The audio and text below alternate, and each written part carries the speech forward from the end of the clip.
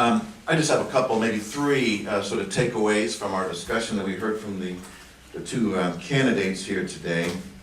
I guess, as pundits will, I think we can probably agree that President Obama performed better, seemed to come out of this more strongly, not unexpectedly, since we were in a set of issues where he obviously has a great deal more experience than does Mr. Romney. Not only on the substance, but I think also, of course, again referring to, as pundits will, the infamous zinger factor. He also did quite well there, I would say, as well. The comment about we had more bayonets and horses also in 1916, 1917, getting on Governor Romney's trip to Israel for donations, and others. That's point one. A second takeaway that I have from the discussion today was just how similar, in fact, broadly speaking, the two men were on some of the key issues on the foreign policy agenda. I didn't hear a lot of specific, substantive pushback on the part of Governor Romney about most of the policies which the president is pursuing. In fact, I was struck the degree to which he wasn't particularly aggressive with the president on specific issue areas and how much agreement there really was there. And that really leads then to sort of the third takeaway I have of this last 90 minutes, and that is because the president, we all knew, was going to be clearly stronger on these issues, and B, there isn't that much daylight really between most substantive issues on foreign policy.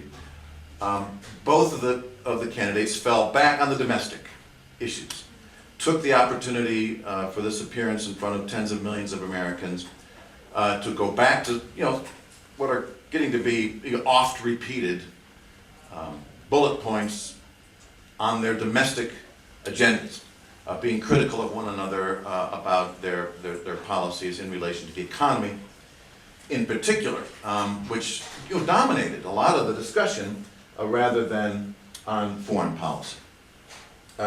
Finally, just to wrap up, just to reiterate what seemed to be sort of the messages which the two candidates really wanted to push around these foreign policy issues. Obviously, for Mr. Romney, stressed weak leadership over and over again, tried to make the case that America is receding in influence. He repeatedly used the word tumult and chaos in referring to developments in the Middle East as a way of being critical of the president, and of course, again, referring to the poor situation at home as being a factor for American weakness abroad.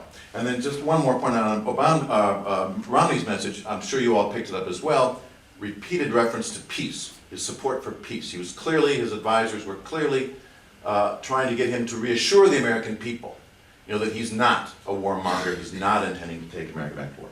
Messages from Obama before I finish then, he wanted to remind the American people that he's the commander-in-chief. He came out with that early and often. He demonstrated, I think, a rather clear fluency in foreign policy, not surprisingly, again, and accusing Mr. Romney of being, quote, all over the map, trying to get Romney on his so-called flip-flop image. And then just my last point that struck me as interesting, use of the word reckless. That's a strong word in English. In American political English, the word reckless, very strong. He leveled it at Romney twice, which I found interesting. Tom? Thanks, Bates. I agree with a lot of that. But I think if there's any more evidence that needs to be demonstrated that Americans are suffering from foreign policy fatigue, that was classic evidence. I think probably 20% of the foreign policy debate would often pivot to the domestic issues. I can't think that's happened before in other previous debates. And I think it reflects the point that some of us have been making, that Americans are less interested in foreign affairs these days more than any time since the heyday of isolationism in the interwar era. That is why the polls show it's a peripheral issue. It's also why President Obama's main line on the campaign pledge is to say nation building begins at home, and he said that again today. And it's also why Mitt Romney, in his address to the Republican National Convention, dedicated only one paragraph in a 40-minute speech to foreign affairs. He didn't even mention the Afghanistan war, and his vice presidential candidate skipped the subject altogether. And I think this reflects the daily polls, it reflects those focus group surveys, and this relentless 24/7 media and internet environment. Foreign policy is not a major issue in this campaign, and to the extent that it has been an issue, Libya was dealt with very briefly. And I was absolutely flabbergasted that Mitt Romney did not even want to touch the issue. This had been an issue that many Republicans and Conservatives thought would wrong foot the president. Went nowhere. I think all things considered, Bates is right. The president did win on points. He was clearly sounder and sharper. I thought he was brilliant on this question that Mitt Romney is all over the map, not just on Al-Qaeda and the Middle East, but on foreign policy generally, and particularly that line that President Romney would increase defence spending substantially, which is fundamentally incompatible with the conservative domestic goal of downsizing government and reducing domestic spending. Romney is indeed all over the place. I think there are a lot of contradictions in his position, but I think he nevertheless did enough today to show that he is not reckless, that he won't be a warmonger or trigger happy. And I think he did everything he possibly could to distance himself from the very unpopular legacy of the last Republican president, George W. Bush. The legacy of two costly wars that have done so much damage to American in terms of blood and treasure, but also credibility and prestige, and subsequently, arguably, America's ability to lead and influence in the world. That is the Bush legacy, and I thought Romney did a very good job of trying to distance himself from that legacy. Ultimately, though, I don't think this debate will have a huge impact on the race. You may recall 3 weeks ago, the polls showed that the president had a 15-point lead over Mitt Romney on the question of national security and foreign policy. Well, today a poll shows it's now 3 to 4 points in the lead. I don't think that will change on the back of this debate. I think Americans are overwhelmingly focused on the domestic issue, and that'll be the main ground game over the next 2 weeks before America goes to polls. Finally, on another issue that's a bit peripheral, I was surprised that the questions were all over, predominantly on the Middle East. Libya, Syria, Iran, Israel, Afghanistan, Egypt. There was only one question about China, and both candidates, predictably, focus on the economy, how to protect American manufacturing jobs. So it wasn't about the strategic rise of China, it was more as China as a trade competitor. Nothing on Europe, which will strike Americans of a different generation as very odd. America has been very committed to the NATO security alliance in Western Europe since the late 1940s. It still is. No questions on Europe or the Europe debt sovereignty crisis. And of course, there was hardly anything on Latin America. In fact, I think that was Mitt Romney's one of his better marks when he highlighted why Latin America was so important to the United States. Bear in mind, countries like Mexico and Brazil are huge energy producers. He as president would want to focus more on energy development and home, but also in Latin America and wean America off from the Middle East.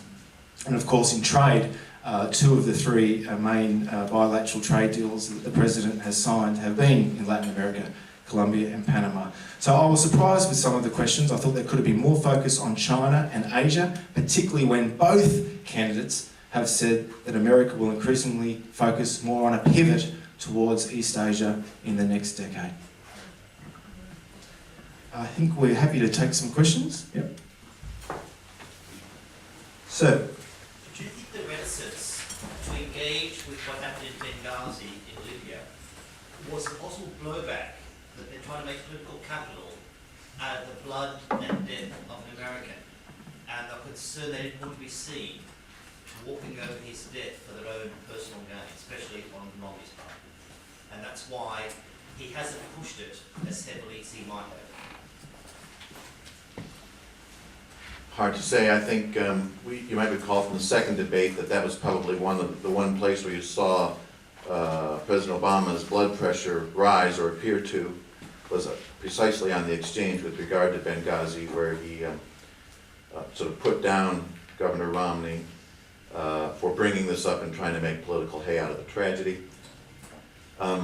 It could also be, I suppose, I think Governor Romney's advisors, I think, on the foreign policy front have clearly guided him towards a more narrow set of talking points that would bring him in a more moderate and mainstream position, so that he doesn't appear reckless, doesn't appear to be out for a fight.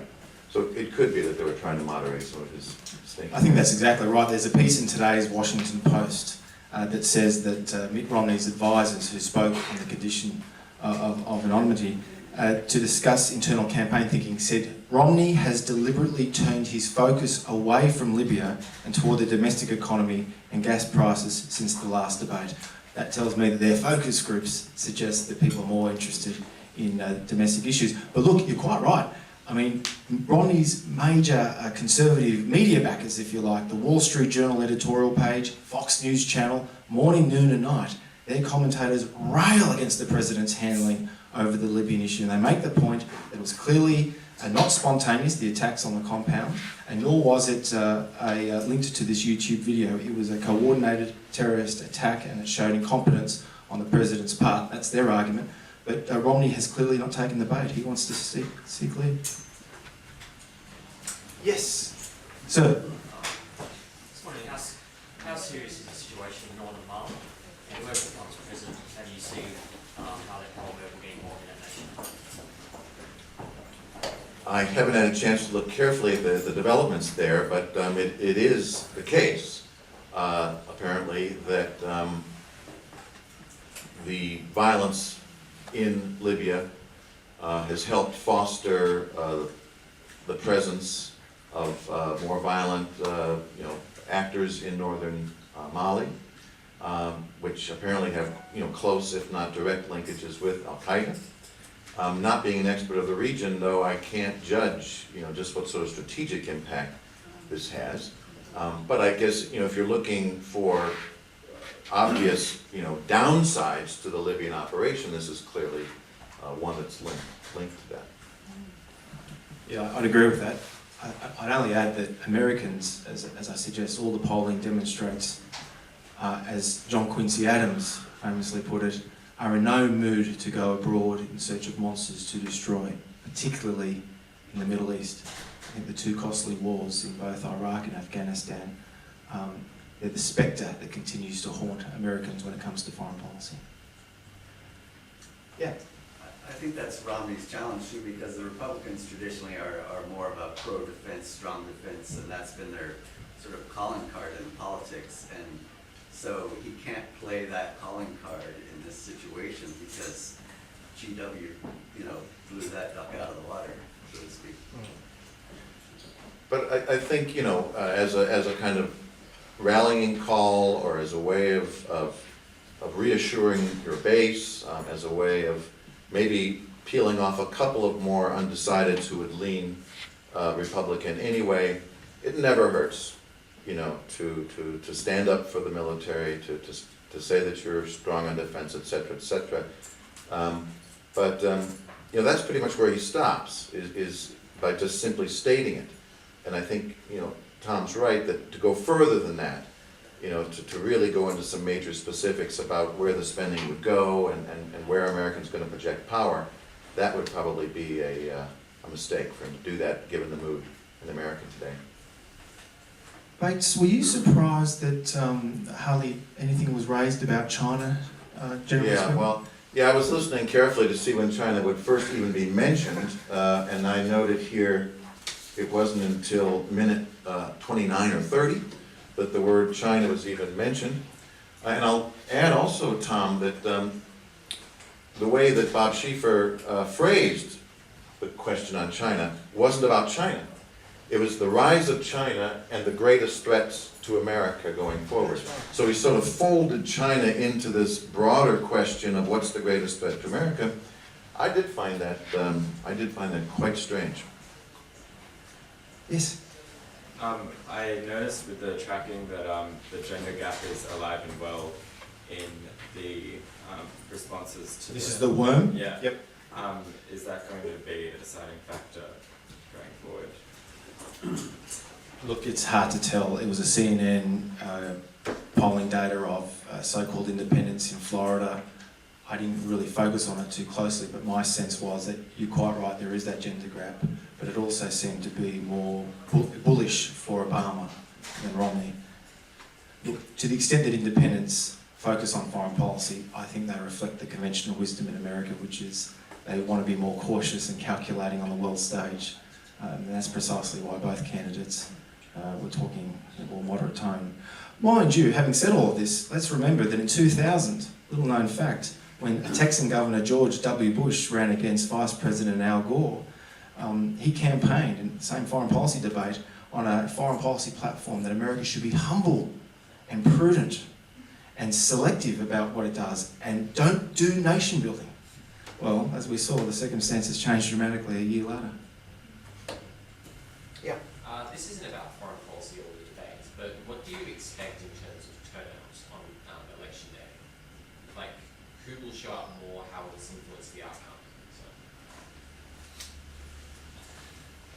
I haven't been following the numbers on that. I mean, you're well aware that voter turnout in the United States is traditionally poor in comparison to many other democracies around the world.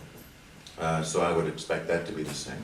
And I would just add that I think voter turnout is probably the #1 threat to President Obama's reelection. What do I mean by that? I mean that part of his success in 2008 was that he was able to mobilize voters who would not normally vote, especially among minorities and young people. It appears that he is not as successful this time around in mobilizing that force. And so the degree that their that segment's voter turnout diminishes, I think that puts his reelection at real risk. But I haven't been following the numbers. I mean, my sense, just sort of anecdotally as an American, is that there just simply isn't the same sort of enthusiasm, quite frankly, for either candidate. So overall, the numbers are probably going to be much lower, but I would suspect that the enthused base may well favor Romney at this point. Yeah, I agree, Bates. I think, and I'm happy to be corrected on this, it was a 63-64% turnout in 2008.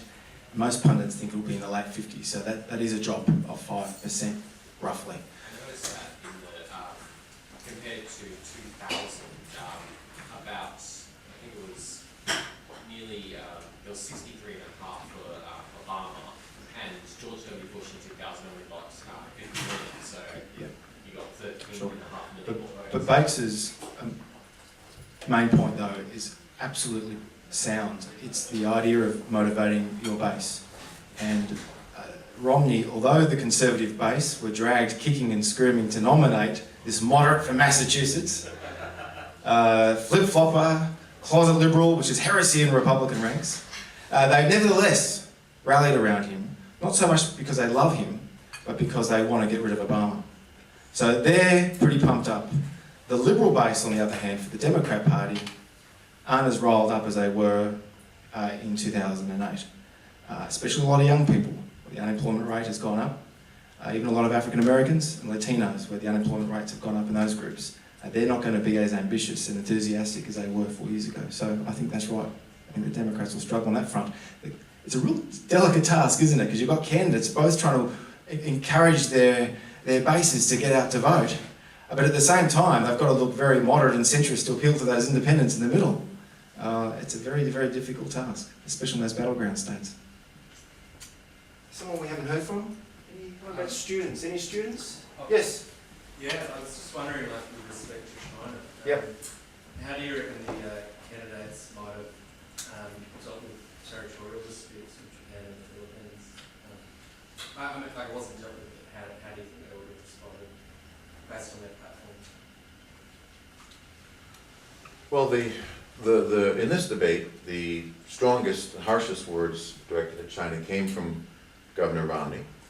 And so I think as in the position as the aspiring candidate, that always, what has traditionally meant, they come out swinging much harder against the incumbent on China.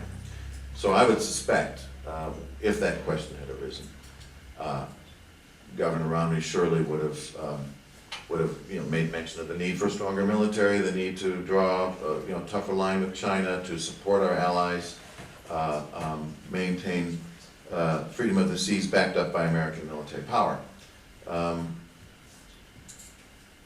Obama would possibly deliver a similar message, but would also probably try and nuance it by making clear that we are engaged with China, we are sending these signals through different diplomatic means. Obama did mention, he did use the word pivot, which surprised me a little bit because people in his own administration don't use that term anymore. But he chose to use it to characterize the American refocusing of resources in the region. And he used it in the context of China. So he was pretty clear, I suppose, but in a somewhat more nuanced way, that he intends to stand up to China. So I guess I don't think, again, there wouldn't be that much daylight between the way the two candidates would speak about those questions. That's a very good question you just asked, and it's a shame it wasn't asked, but I think Bates's response is right. The difference would have been one of degree, not kind. Having said that, though, there are a group of foreign policy, and for those of you who have studied some of our courses, you know about foreign policy realism, epitomised in the likes of Henry Kissinger and Harvard University's Stephen Walt. Their argument on this very question is that if China's rise is like the rise of other great powers, including the United States, it's only natural that its definition of national interests will grow as its power increases, which means that it will flex its muscles and assert what it sees as its sphere of influence. This is the nature of power politics. But that way of viewing the rise of China is very strikingly at odds with the American temperament.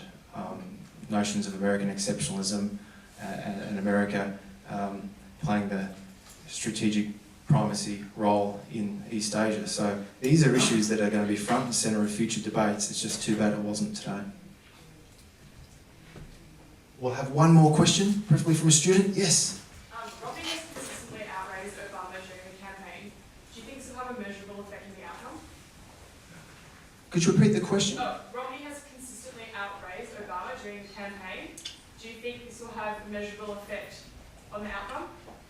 Well, look, the numbers are very sketchy. I think Obama has actually probably raised more money. It depends on where you read these things. If you count the super PACs, which is probably what you're doing. More about the Yeah. influence of the super PACs with the Romney's campaign.